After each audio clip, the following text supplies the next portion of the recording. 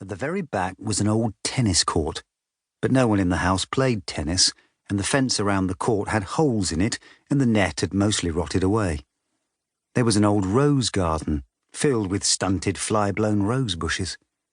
There was a rockery that was all rocks. There was a fairy ring made of squidgy brown toadstools, which smelled dreadful if you accidentally trod on them. There was also a well. On the first day Coraline's family moved in, Miss Spink and Miss Forcible made a point of telling Coraline how dangerous the well was, and they warned her to be sure she kept away from it. So Coraline set off to explore for it, so that she knew where it was, to keep away from it properly. She found it on the third day, in an overgrown meadow beside the tennis court, behind a clump of trees. A low brick circle, almost hidden in the high grass.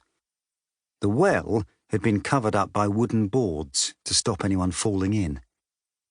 There was a small knot-hole in one of the boards, and Coraline spent an afternoon dropping pebbles and acorns through the hole and waiting and counting until she heard the plop as they hit the water far below. Coraline also explored for animals. She found a hedgehog and a snake skin, but no snake, and a rock that looked just like a frog, and a toad that looked just like a rock. There was also a haughty black cat, who sat on walls and tree stumps and watched her, but slipped away if ever she went over to try to play with it. That was how she spent her first 2 weeks in the house, exploring the garden and the grounds. Her mother made her come back inside for dinner and for lunch, and Coraline had to make sure she dressed up warm before she went out, for it was a very cold summer that year.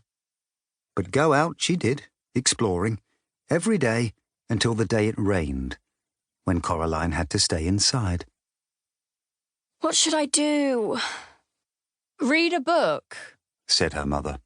Watch a video, play with your toys, go and pester Miss Spink or Miss Forcible or the crazy old man upstairs. No, I don't want to do those things. I want to explore. I don't really mind what you do as long as you don't make a mess.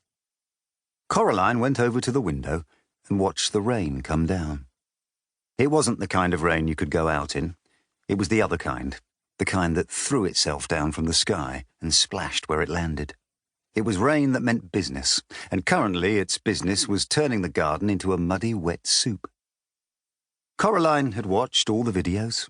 She was bored with her toys, and she'd read all her books. She turned on the television. She went from channel to channel to channel, but there was nothing on but men in suits talking about the stock market and talk shows. Eventually, she found something to watch. It was the last half of a natural history program about something called protective coloration. She watched animals, birds, and insects, which disguised themselves as leaves or twigs or other animals to escape from things that could hurt them. She enjoyed it, but it ended too soon and was followed by a program about a cake factory. It was time to talk to her father.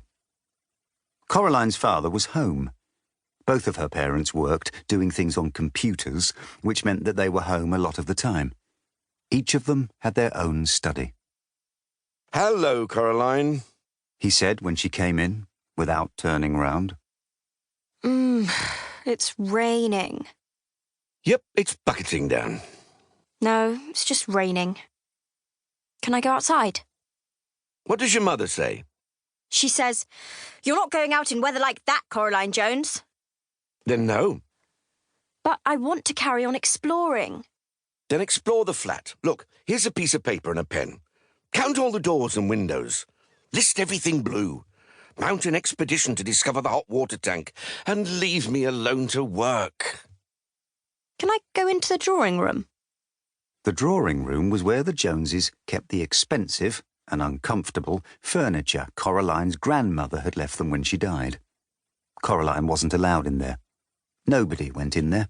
It was only for best. "If you don't make a mess and you don't touch anything." Coraline considered this carefully, then she took the paper and pen and went off to explore the inside of the flat. She discovered the hot water tank. It was in a cupboard in the kitchen.